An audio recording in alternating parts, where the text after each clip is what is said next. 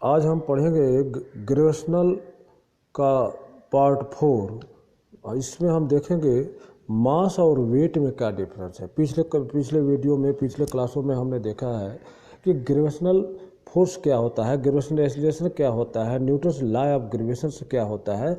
तो उसी के क्रम में अब हम इसको डिफाइन करेंगे मास और वेट। मास और वेट हम भी सब लोग नाम सुने हैं, मास क्या है, वेट है, लेकिन यहाँ थोड़ा कन्फ्यूजन है। क्या मास वेट के बराबर होता है या वेट मास के बराबर होता है? तो साइंस के अनुसार इसको हम डिफाइन करेंगे, इसको क्लियर कंसेप्ट करेंगे। कंसेप्ट का क्लियर हो, क्योंकि हर न्यूमेरिकल में मास और वेट में हम डिफरेंस यहाँ देखेंगे। मास अलग होता है किसी ऑब्जेक्ट का वेट अलग होता है। अब ये क्या है मास? जब हम पिछले चैप्टरों में पढ़े हैं, मास क्या है, तो mass is a measurement of the inertia. किसी ऑब्जेक्ट में जो इनर्शिया का मेजरमेंट है वो मास है। We can measure mass of an object by its inertia. Mass तो हुआ इनर्शिया, या मास को हम ये कहें total quantity of matter content in an object is called mass of object. यानी किसी ऑब्जेक्ट की टोटल क्वांटिटी, उसमें मटेरियल कितना है, उसमें पदार्थ कितना है, उसकी मात्रा को हम कहेंगे mass. Mass of an object remain constant all place. कहीं भी जाएंगे मास कांस्टेंट नहीं, कांस्टेंट होता है, वेरिएबल नहीं होता है। इसके अपोजिट वेट क्या है? Weight is a attraction force by the earth. Gravitational attraction का एक फोर्स है। The gravitational force by which earth attract the object is called weight of an. मतलब कि वेट जो है एक तरह से फोर्स है जो ऑब्जेक्ट पर लगता है। Weight of object is a difference in different place. Weight जो है वेरी करता है और मास हमारा वैल्यू नहीं करता है। मास है हर जगह पर एक ही रहता है। तो मास एक तरह से क्या हुआ, स्केलर क्वांटिटी हुआ। वेट क्या है, वेक्टर क्वांटिटी है। वेट में फोर्स है, और यानी weight W equal to weight को W equal to mass into g. Mass into g, यही है किसी ऑब्जेक्ट पर लगने वाला फोर्स। किसी ऑब्जेक्ट पर नीचे अर्थ की तरफ लगने वाला फोर्स मास है, अगर यम है तो यम इंटू जी होता है। तो ये यम डब्ल्यू, इस फोर्स को ही हम कहेंगे weight. Weight is equal to weight of object is a gravitational force of the at the object by the earth. और मास इज ए कांस्टेंट है। Mass of object remain constant at all place. Measurement of the mass is done by using. Mass को हम कैसे major करते हैं? वो जो तराजू से करते हैं या बीम बैलेंस से वेट करते हैं। अब measurement of weight is done by the using spring balance. Weight को हम स्प्रिंग बैलेंस, वो ग्रेविटेशनल फोर्स को खींचता है। Mass does not change even value is zero at any place. Mass का वैल्यू हम देखते हैं कि देखो, वेट का वैल्यू जी पर डिपेंड करता है। जी का वैल्यू वैरी करता है तो मास वेट बदलता जाएगा। तो जैसे पृथ्वी के पोल पर जी का वैल्यू ज़्यादा होता है तो वहाँ किसी चीज़ का मास कम हो जाएगा। और इसी तरह से मून पर जाएंगे तो मून पर जो है, मून पर जी का वैल्यू कम होता है। पृथ्वी के जी के वैल्यू, ग्रेविटेशनल एक्सीलरेशन के वैल्यू का 1/6 होता है। तो हम मून पर जाएंगे तो वहाँ पर वेट भी 1/6 हो जाएगा। अगर किसी आदमी का वेट अर्थ पर 60 kg है, वो मून पर अगर पहुँचता है तो वह उसका 1/6 हो जाएगा, यानी 10 kg हो जाएगा। इस चीज़ को अभी हम आगे प्रूफ करेंगे। अभी हम देखते हैं मास और वेट में अंतर क्या है। तो वेट इज ए फोर्स, है ना, attraction force by the earth, और mass is a quantity of matter content in the object is a called mass of the object. तो मास किसी ऑब्जेक्ट का, किसी वस्तु की मटेरियल की मात्रा है, क्वांटिटी है। और वेट क्या है, उस मटेरियल पर लगने वाला अर्थ का फोर्स है। तो फोर्स एक तरह से, वेट एक तरह से फोर्स होता है। Force with which an object is attracted by the earth is called weight। तो वेट W बराबर हो जाएगा m इंटू जी, और यूनिट इसकी क्या होगी हम देखेंगे। वेट बराबर हो गया मास इंटू जी। तो यूनिट होती है, ये चूँकि फोर्स है, वेट इज ए फोर्स, तो फोर्स की यूनिट क्या होती है? न्यूटन। तो वेट की यूनिट को होती है न्यूटन, लेकिन हम न्यूटन में हम आम भाषा में उसको किलोग्राम में वेट बोलते हैं। 1 kilogram weight is equal to 9.8। 1 kilogram weight की यूनिट किलोग्राम वेट होता है, या उसी को न्यूटन कहेंगे यानी 1 किलोग्राम वेट को बराबर 9.8 न्यूटन। ये क्या होता है? इस है when gravitational force of earth that act on 1 kg mass is called 1 kg weight। जब 1 kg मास पर 1 न्यूटन का फोर्स लगता है 1 kg मास, तो उसको कहते हैं 1 किलोग्राम। जैसे 1 kg मास है, 1 kg मास है, तो इस पर जब 1 न्यूटन का फोर्स लगेगा, तो इस मास को कहेंगे 1 kg वेट, है ना। जब when the gravitational force of the earth act on 1 kg is called 1 kg weight. जब वो 1 kg पर लगने वाले फोर्स को 1 kg पर लगने वाले फोर्स को हम 1 kg वेट कहेंगे, जिसका वैल्यू 9.8 न्यूटन में 9.8 होगा, क्योंकि जी का वैल्यू इस फार्मूले में से हम इसको डिफाइन करें। यहाँ पर वेट बराबर मास इंटू जी, एम का वैल्यू, मास का वैल्यू 1 रख दें, तो डब्ल्यू का वैल्यू 1 इंटू जी, तो 1 इंटू जी का वैल्यू 9.8, तो 9.8 हो जाता है। तो हम देखें 1 kg weight is equal to 9.8 न्यूटन, 9.8 newton, 1 kg equal to 9.8 newton होता है। तो ये वेट कहने का मतलब एक फोर्स है, मास जो है एक क्वांटिटी है। तो mass is a scalar quantity, it has magnitude but no direction. अब वेट का डायरेक्शन कहाँ होता है? वेट जो है पृथ्वी के अट्रैक्शन फोर्स से नीचे की तरफ आता है। मास वेरी नहीं करता है, मास हर जगह कांस्टेंट रहता है, मास कभी नहीं बदलता है। किसी ऑब्जेक्ट में जो मटेरियल है वो कभी नहीं बदलता है, लेकिन उस पर लगने वाला फोर्स बदलता है। हम जानते हैं कि फोर्स जी पर डिपेंड करता है। तो इस तरह से मास और वेट में 3-4 डिफरेंस है। इसको पूछता है question, what is difference between mass and weight? Mass very but mass is constant, और वेट वेरी करता है। Mass is measurement of quantity या measurement of inertia, weight is a measurement of the force by the earth. तो ये difference है, इसको book से भी हम पढ़ेंगे। अब हम आते हैं दूसरी पॉइंट पर, अफेक्टिंग जी के वैल्यू को क्या क्या इफेक्ट करता है। अभी हमने कहा कि जी का वैल्यू बदलता रहता है, तो जी के वैल्यू कैसे इफेक्ट होता है, क्या क्या इफेक्ट डालता है? जी का है वैल्यू gm/r²। जी क्या है? ग्रेविटेशनल कांस्टेंट, जो कांस्टेंट है तो फिक्स रहेगा। अर्थ का मास हमारा फिक्स है, ये भी कांस्टेंट है। तो जी का वैल्यू किस पर डिपेंड करता है? जी का value inversely proportional to 1/d², distance, centre से किसी ऑब्जेक्ट का कितना डिस्टेंस है, इस जी का वैल्यू डिस्टेंस पर डिपेंड करता है। डिस्टेंस जितना बढ़ता जाएगा तो जी का वैल्यू कम होगा। जहाँ डिस्टेंस, जैसे पृथ्वी का विषुवत रेखा पर, भूमध्य रेखा पर रेडियस का मान ज़्यादा होता है, तो वहाँ जैसे मान लो एक अर्थ का हम फिगर एक से समझाते हैं। अर्थ हमारा गोल न हो करके थोड़ा सा इस तरह से पोल पर चपटी है, अर्थ स्फेरिकल नहीं है, यहाँ अर्थ नॉर्थ और ईस्ट में, ये साउथ और नॉर्थ में थोड़ा चपटी है। तो ये निश्चित, ये सेंटर अगर लिया जाए, सेंटर से रेडियस, ये भूमध्य रेखा पर, विषुवत रेखा पर रेडियस का वैल्यू ज़्यादा होगा, और इधर नॉर्थ पोल की तरफ रेडियस का वैल्यू कम होगा।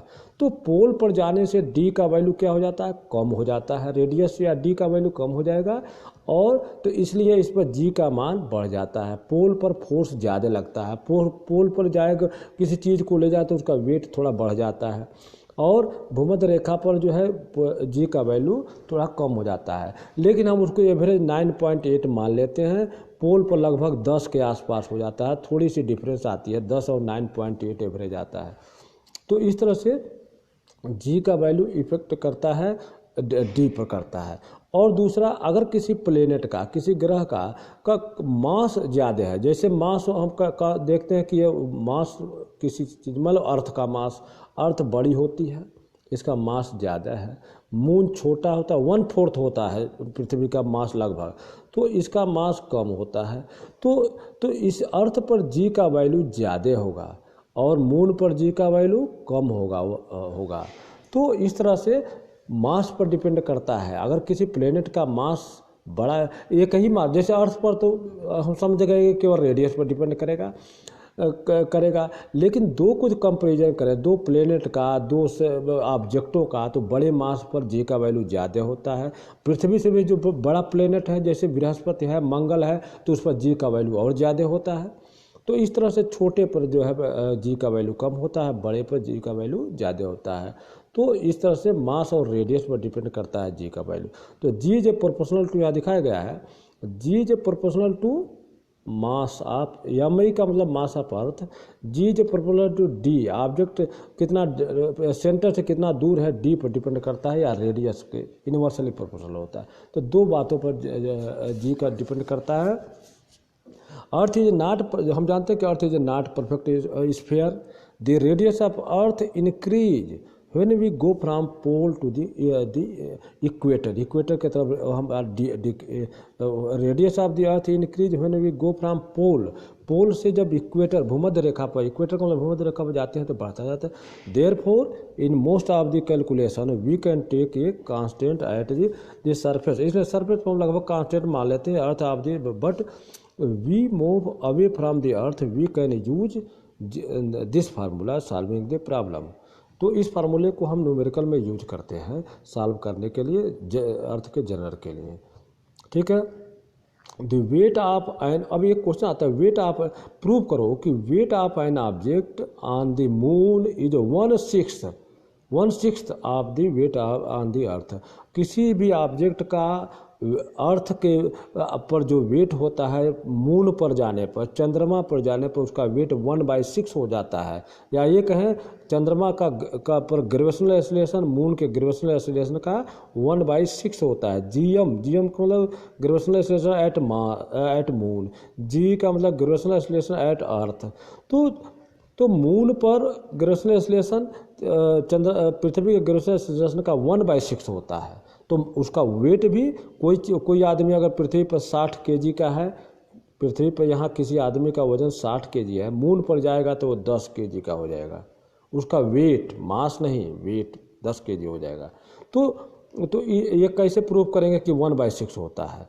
तो हम यहाँ पर फार्मूले से कैलकुलेट करते हैं। ये क्वेश्चन बन जाता है 3 या 4 नंबर के, कि हम फार्मूले लिखते हैं। यहाँ पर फार्मूले को ध्यान से देखें, ये फार्मूले यहाँ दिखाया गया है को, एफ ई का मतलब फोर्स ऑन अर्थ, फोर्स का अर्थ का हम जानते हैं कि फार्मूला Gm/r², पीछे पढ़े हैं न्यूटन के ग्रेविटेशनल कांस्टेंट के रूल के अनुसार, एफ ई बराबर Gm/r²। एम ई लिखा है अर्थ ऑफ मास, एम का मतलब मून का मास, तो एफ ई अर्थ पर लगने वाला फोर्स, एफ एम मून पर लगने वाला फोर्स। तो मून पर लगने वाला फोर्स का नीचे फार्मूला दिया गया है, दो, ऊपर वाले में अर्थ का रेडियस, नीचे वाले में मून का रेडियस, ऊपर वाले में अर्थ का मास, नीचे वाले में मून का मास। तो दोनों को जब डिवाइड करते हैं तो क्या कट जाएगा? इसमें जी से जी तो कांस्टेंट होता, कट जाएगा। कोई ऑब्जेक्ट को मास है तो मास तो वैल्यू कांस्टेंट होता है, वो भी कट जाएगा। तो आ गया एम ई अपान, ये रिलेशन आ गया थर्ड, एम ई यानी मास of earth upon mass of moon into radius of moon upon radius of अर्थ का स्क्वायर, ये उल्टा हो जाएगा, स्क्वायर आ गया। ये हमारा रिलेशन हो गया F I upon F M का। अब इसमें हम जानते हैं कि मास ऑफ अर्थ, यहाँ देखो एम आई का मतलब मास ऑफ अर्थ, पृथ्वी का वजन, मास जो है मून के मास का 100 गुना होता है, 100 गुना है, 100 टाइम्स है पृथ्वी का मास। और अर्थ का रेडियस और मून के रेडियस का 4 गुना है, यानी रेडियस में मून पृथ्वी का चौथाई है और मास में 100वां हिस्सा है। तो हम इस रिलेशन में, इस ऊपर वाले तीसरे रिलेशन में हम यहाँ रखें एम आई अपान एम एम का मतलब अर्थ का मास 100 रखें तो मून का मास 1 आएगा, और radius of moon upon radius of earth 1/4, square करके काटे तो आता है लगभग अप्रोक्स 6 के आसपास आता है। क्रॉस मल्टीप्लाई करें तो हम पाते हैं एफ आई बराबर, यहाँ देखो एफ आई बराबर यानी फोर्स ऑन अर्थ बराबर 6 इंटू फोर्स ऑन एम, इसी को कहेंगे weight. Weight on the earth बराबर 1/6 weight on weight on earth बराबर 6 इंटू वेट ऑन मून, यानी चंद्रमा पर वेट के 6 गुना होता है। पृथ्वी पर किसी चीज़ का वजन चंद्रमा के पर लगने वाले वजन के 6 गुना होता है, या उल्टा पृथ्वी पर किसी चीज़ का वजन 6 किलो है तो चंद्रमा पर 1 किलो होगा, या मून पर अगर 1 किलो है तो पृथ्वी पर 6 किलो होगा उसका वजन। उसी के अनुसार किसी आदमी का वजन अगर 60 किलो पृथ्वी पर है, अर्थ पर है, तो चंद्रमा पर जाएगा तो 10 किलो वजन आएगा। यहाँ आदमी कम उछलता है, वहाँ थोड़ी सी फोर्स लगाने में ज़्यादा उछल जाएगा, वो भी एक फार्मूले से निकलेगा। तो एक क्वेश्चन बनता है कि prove that force weight on the moon is 1/6 of the weight on the earth of any object, या जी के भाषा में कहेगा कि gravitational acceleration on the moon is 1/6 of the gravitational acceleration on the earth. तो इसी फार्मूले से डिवाइड करके हम दोनों का रिलेशन निकालेंगे तो 1/6 आएगा। एफ आई बराबर 6 एम, एफ आई से निकल जाएगा ये 6 जी बराबर एफ आई जानते हैं कि फोर्स एम इंटू जी होता है, तो एम कट गया तो जी बराबर 6 जी एम, यानी अर्थ का ग्रेविटेशनल एक्सेलरेशन चंद्रमा के ग्रेविटेशनल एक्सेलरेशन का 6 गुना है। ठीक है, क्योंकि अर्थ का शेप बड़ा है, 100 गुना है मून का, और चंद्रमा का छोटा है, मून का छोटा है, और रेडियस इसका 4 गुना है ना। तो इनको जब डिवाइड करेंगे दोनों पर लगने वाले फोर्स का, तो यह रिलेशन आ जाता है। तो ये इस रिलेशन को हम इसको प्रैक्टिस करना है रफ में प्रैक्टिस करने से क्या होगा कि ये क्वेश्चन जब बन करके आएगा तो हम इसको सॉल्व करेंगे। 2-3 लाइनें ध्यान रखना है, ये F I upon F M, F I का एफ का फार्मूला लिखना है, ई और एम से कंफ्यूज नहीं होना है। एफ का फार्मूला अर्थ के लिए, एम का फार्मूला चंद्रमा के लिए, मून के लिए भी फोर्स का फार्मूला वही है, केवल एम ई और एम लगा दिया गया है ताकि पता चले कि यह अर्थ का है या मून का है, और उसको सॉल्व करने पर ये रिलेशन आ जाता है।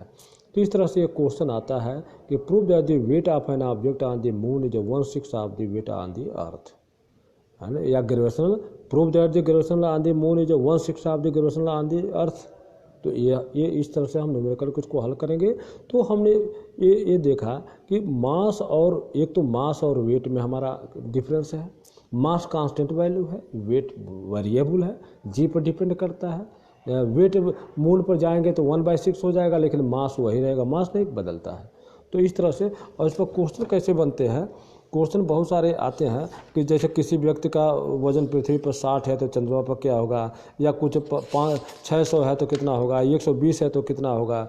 जैसे एक क्वेश्चन आया हुआ है, mass of an object is 16 gram on the earth, what is the mass on the moon, why. तो ये न्यूमेरिकल क्वेश्चन एक्सरसाइज में है कि मास अगर 1600 ग्राम अर्थ पर है तो मास मून पर कितना होगा, तो 6 से डिवाइड कर देंगे। ठीक है, और वाई तो वही कहेंगे कि वहाँ पर जी का वैल्यू 1/6 होता है। तो ये न्यूमेरिकल के क्वेश्चन है। तो इस तरह से इस पर न्यूमेरिकल आते हैं। और ये फार्मूले मास और वेट में क्वेश्चन बनता है कि what is the difference between mass and weight. तो हम इस डिफरेंस को हम याद कर लेंगे। जो सपोर्ट मटेरियल है उसमें ये समराइज करके सारा लिखा हुआ है, तो वहाँ से मास और वेट का डिफरेंस याद कर लेना। फार्मूले का डेराइवेशन टेक्स्ट बुक से या वहाँ भी लिखा हुआ है, उसको डिराइव कर लेना। और इस पर न्यूमेरिकल बहुत ईजी है। ठीक है, और 1 kg वेट का डिफिनीशन क्या है, व्हाट इज 1 kg वेट। तो यहाँ नीचे लिखा है कि one gravitational force of an earth act on the 1 kg mass. तो हम कहेंगे कि वह उस पर मास फोर्स 1 kg वेट है। 1 kg वेट पर लगने वाले फोर्स को 1 kg वेट कहेंगे। तो ये इसका पार्ट का 4 है। आगे हम और भी चैप्टर को एक करेंगे। अगले पार्ट में, अगले वीडियो में हम लेकर के आएंगे थ्रस्ट और प्रेशर क्या है, आर्किमिडीज का सिद्धांत क्या है। तो इस तरह से चैप्टर न्यूमेरिकल बेस्ड है, बेस्ड है। इस पर हम फिर न्यूमेरिकल पार्ट में चलेंगे, लेकिन ये फार्मूले साथों साथ याद करते जाना है ताकि हमें याद रहे। और इसको सॉल्व करने में आसानी हो। कोई मेरा मकसद कंसेप्ट को क्लियर करना। बुक में सारा डिटेल मिला है, ऐसे नहीं है कि मैंने कोई नई बात बताई, बुक में सारा है, लेकिन कंसेप्ट क्लियर होने के लिए ये समझना ज़रूरी है, बुक को भी पढ़ना ज़रूरी है और इसके फार्मूले को डिराइवेशन ज़रूरी है, ताकि जो है हम इसे परीक्षा में लिख सकें, क्योंकि परीक्षा में लिखने के नंबर आते हैं। तो इस तरह से न्यूमेरिकल करना है, ये करना, उसको प्रैक्टिस करना है। तो इस तरह से आज हम इस वीडियो को यही समाप्त करेंगे और हम ये करेंगे कि इसको रिवाइज ज़रूर करें और जो भी फार्मूले हैं, ग्रेजुएशन के चैप्टर में बहुत सारे फार्मूले हैं, तो इन फार्मूलों को जो है बार बार लिखने से, इसके यूनिट को याद करने से जैसे मास का यूनिट केजी है और वेट का यूनिट केजी वेट या न्यूटन, ये थोड़ा डिफरेंस है। तो इस तरह से हम इसको याद करेंगे लिख करके, और ये पेपर के लिए बहुत ही इंपॉर्टेंट है, न्यूमेरिकल पार्ट है। तो आप इस वीडियो को ध्यान से देखें। इसी के साथ साथ वर्कशीट भी आ रहा है इसी चैप्टरों का, तो इसको भी ध्यान से देखें। होने वाले अगले जो यूनिट टेस्ट होंगे या S1 एग्ज़ाम होंगे, तो इस चैप्टर को उसमें रखा जाएगा, इस पर न्यूमेरिकल दिया जाएगा, इस पर फार्मूले दिए जाएंगे। तो इसको प्रैक्टिस कर लेना ज़रूरी है। और साथ साथ ये हिदायत, एक कोरोना का पेंडेमिक पीरियड चल रहा है दिल्ली जैसे शहर में कोरोना बहुत तेज़ फैल रहे हैं, तो इसके लिए एक ही है कि हम डिस्टेंस बना कर रखें, मास्क लगावें। गवर्नमेंट की हिदायत है बार बार, आप जहां भी हो लापरवाही न बरतें। अभी कोरोना गया नहीं है, हमें हमेशा इसको सावधानी रखना है और अपने परिवार को सुरक्षित रखना है। बस वीडियो यहीं समाप्त होता है। धन्यवाद।